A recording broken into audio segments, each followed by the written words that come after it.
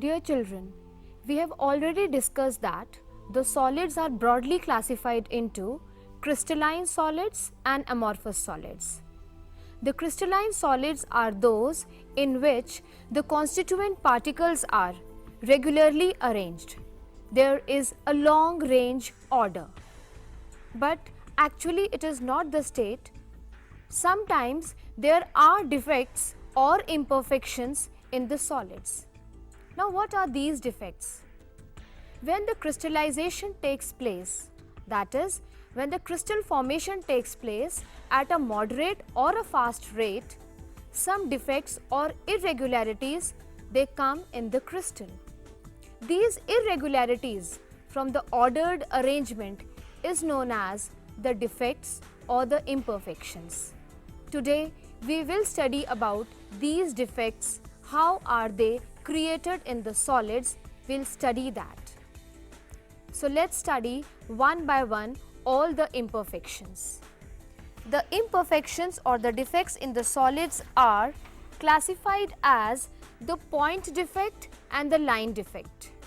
Point defect: when the irregularity is around an atom or a molecule, then that is known as a point defect. But when this defect or the irregularity in the arrangement of the constituent particle generates along a row, then that is known as a line defect. We will study in detail about the point defect. The point defects are further classified as the stoichiometric defect, the impurity defect and non-stoichiometric defect. Let's see.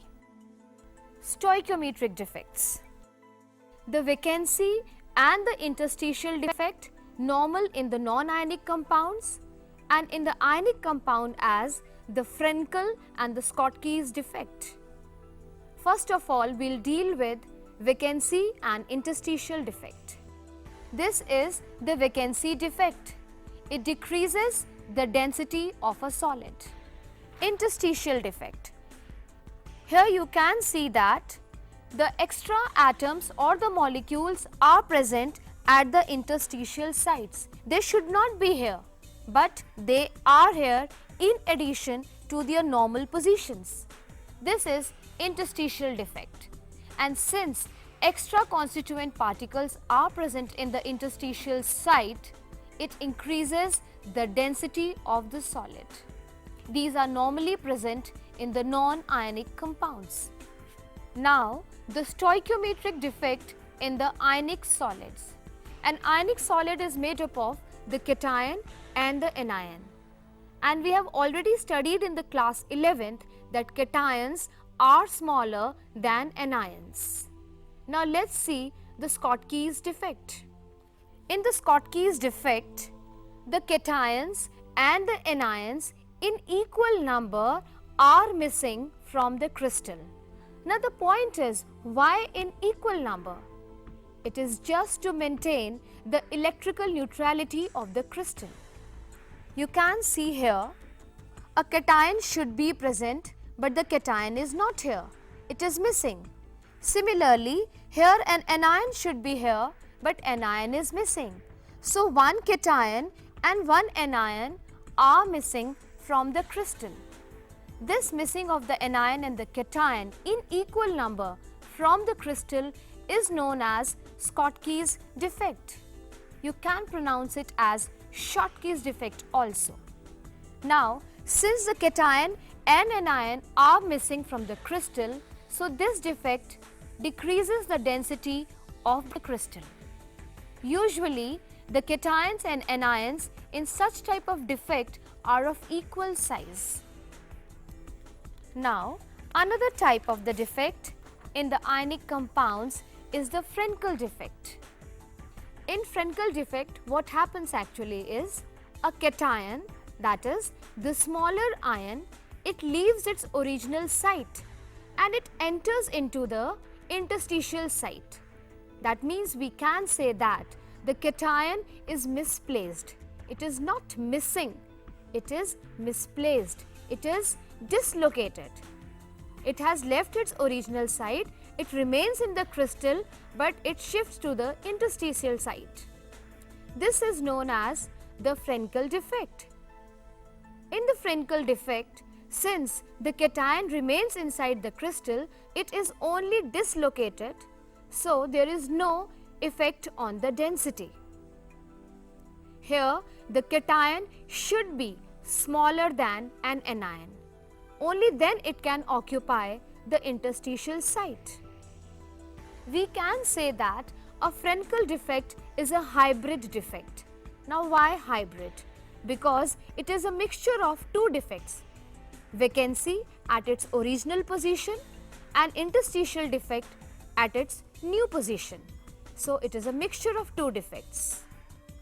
The Frenkel defect is normally common in the silver halides, for example, silver chloride, silver bromide and silver iodide. But AgBr, that is silver bromide, shows both the defects, Frenkel defect and the Schottky's defect. Another type of the point defect,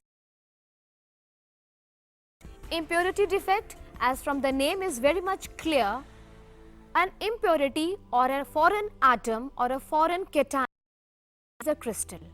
For example, if in a molten sodium chloride, some strontium chloride is also present during crystallization, then some strontium ions, they enter the sodium chloride crystal. Now we also know that the strontium ion has 2 positive charge, but a sodium ion has +1 charge. When a strontium ion enters a sodium chloride crystal, it brings along with it 2+ charge.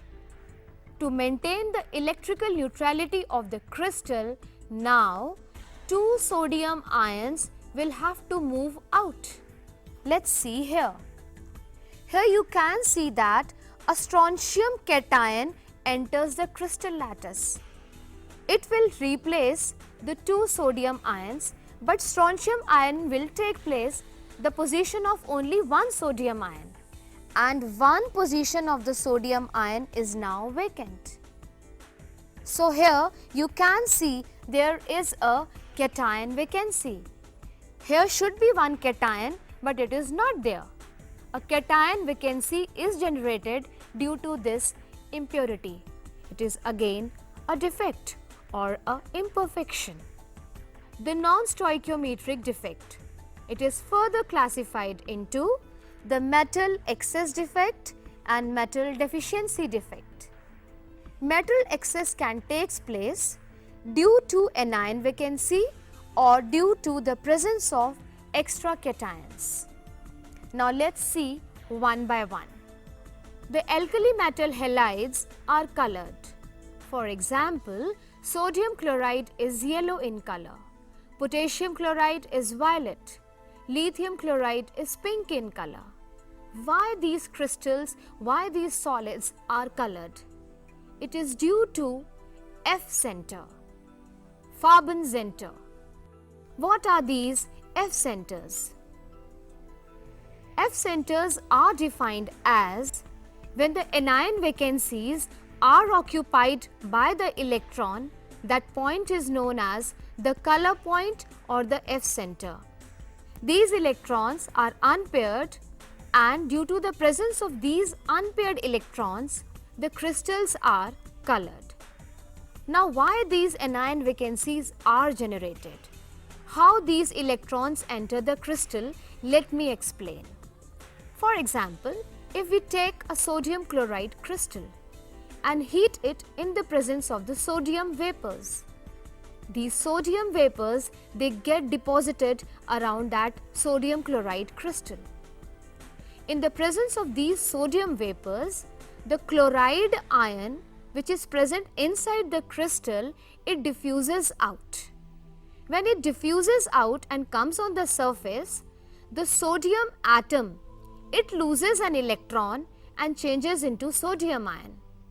Now, the sodium ion and the chloride ion, they unite, combine and form the sodium chloride, and the electron which is lost by the sodium atom, it diffuses in and occupy that site which was left by the chloride ion. since the chloride ion is a negative ion, that is, it is an anion. Now the site which is left by the anion is occupied by the electron. So we say that the F centers are the anionic vacancies occupied by the electron. These electrons are responsible for the color of the alkali metal halides.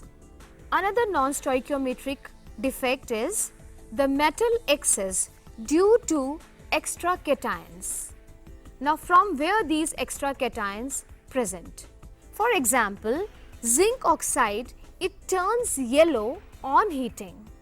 Now how it turns yellow? Actually what happens when we heat zinc oxide crystal, oxygen is evaporated and the zinc atom loses 2 electron and changes into zinc ion. Now these Zn2 plus ion occupy the interstitial site and the electrons occupy the neighboring interstitial site. Again, these unpaired electrons are responsible for the color of the zinc oxide. Let's see this equation. Zinc oxide is losing 2 electrons and changing into zinc ion, and oxygen is evaporated. These zinc ions occupy the interstitial site and electrons occupy the neighboring interstitial site and responsible for the color. Now, the metal deficiency defect. There are many compounds which are not possible to prepare in the stoichiometry ratio. For example, FeO. In FeO, there are many Fe2 plus ions are missing. And to maintain that positive charge, Fe3 plus ions, they occupy the crystal. Now the charge is maintained, the electrical neutrality is maintained, but the cation is missing. For example, if 3 Fe2 plus are missing, then 2 Fe3 plus ions will maintain the positive charge, but there are 2 Fe cations instead of 3 Fe cations. So there is the deficiency of the metal cation. This is again a type of defect, a non-stoichiometric defect. So dear children, we can say that there are imperfections or defects in the crystals. These defects may be due to any reason, due to the missing of the cations or anions, or due to the dislocation of the cation. There may be some vacancy defect or interstitial defect, and these defects changes the density of the crystal. Sometimes it decreases the density or it increases the density, or sometimes there is no effect on the density, as we have seen in the case of the Frenkel defect. I hope all these defects are clear to you.